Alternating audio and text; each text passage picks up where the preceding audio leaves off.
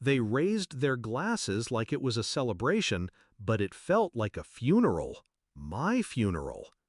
At this time, my father announced, voice booming with pride, "We've decided to gift our entire estate, $2.5 million, to our son." Applause, laughter, clinking glasses. Then silence. Every head turned to me. My mother's smile thinned into a blade. "As for you," she said, eyes narrowing, "you're a failure. Handle your own life." The air shifted, my chest burned. But I didn't break. I didn't argue. I just sat still, hands folded, letting their judgment hang heavy. Then my grandmother stood, slowly, deliberately. "Now," she said, her voice cutting through the room, "it's my turn." No one saw what came next. Backstory. I used to believe in them, my parents. As a child, I hung on their every word, thinking their approval was love. But love, I learned, was conditional. Daniel was the golden boy, the chosen one. Perfect grades, perfect job, perfect smile for family photos. I was the shadow, the afterthought. No matter what I achieved, it was never enough. When I built my own small business, they dismissed it. When I struggled and rose again, they ignored it. All the while, Daniel lived off their handouts, his failures polished into excuses. I thought I'd grown numb. Until that night. Until they stood there, in front of everyone, and carved me out of the family with one cruel sentence. Discovery. I should have been destroyed.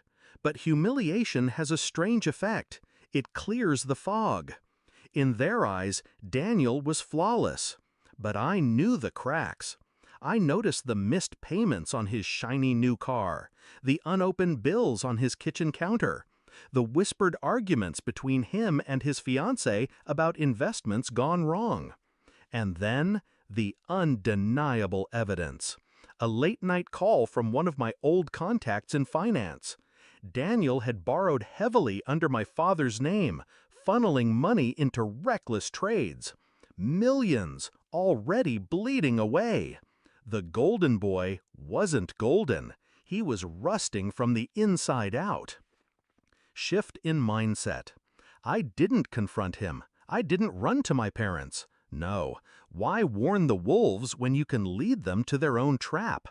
I began collecting, quietly. Bank statements, trade receipts, emails he'd carelessly left logged in. Every mistake, every reckless gamble, I filed it away. Meanwhile, I kept my mask on. The quiet, failed sibling, the one who couldn't manage their own life. Let them think I was weak. Let them laugh. It made the silence sharper when I moved. Execution of the plan. Step 1, I contacted grandmother. Not with anger, with truth. She always watched in silence, letting the family war play out like theater. But I knew something others didn't.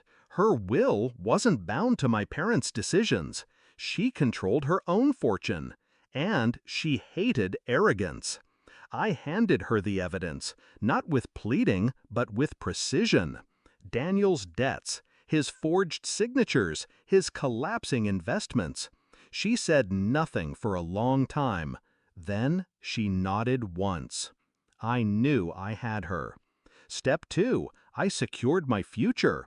I met with her attorney, drew up documents, structured my business to be acquisition ready. When the time came, I wouldn't just be defended, I'd be elevated. Climax. Which brings us back to that night, the party, the announcement, my parents' cruelty, and my grandmother rising slowly with her cane, the room falling silent around her. "My son, my daughter-in-law," she said, staring at my parents with ice in her eyes, "you may give your wealth to Daniel. That is your choice. But as for my estate," She paused, letting the silence thicken until even Daniel shifted uncomfortably. It goes entirely to Sarah. The room froze. Gasps. My mother's hand tightened around her wine glass until it cracked.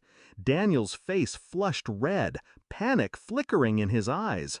And then, like the perfect encore, my grandmother turned to him. "I know what you've done with the money, the debts, the fraud, the shame you've hidden. It ends tonight." The crowd erupted into whispers. Daniel stammered, "That's not—" But his fiancée stepped back, face pale. She already knew. My parents sputtered, but it was useless. Grandmother had spoken. And in that moment, the empire they built on favoritism collapsed. Resolution. Later, I stood alone on the balcony, the noise of the party fading behind me. I looked out at the night sky, the city lights shimmering like promises. 12 years of being overlooked, dismissed, humiliated, gone with a single revelation. My parents gave Daniel everything, thinking he was their legacy. But in truth, their legacy was me, the child they tried to erase, who rose sharper because of it. I didn't need their approval. I never did. When grandmother's fortune transferred, my business would expand, stronger than ever. And Daniel? He'd drown in the mess he created. I sipped my drink, calm. They called me a failure.